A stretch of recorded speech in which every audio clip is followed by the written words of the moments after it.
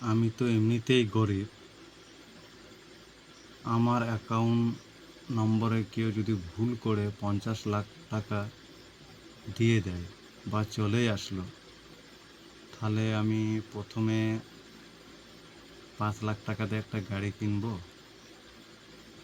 লাল colour না, লাল কালারের না, সিলভার কালারেরটাই বেশি সৌন্দর্য, ভালো লাগবে।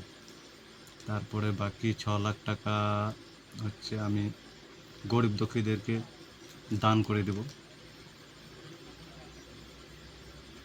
আর বাকি 41 লাখ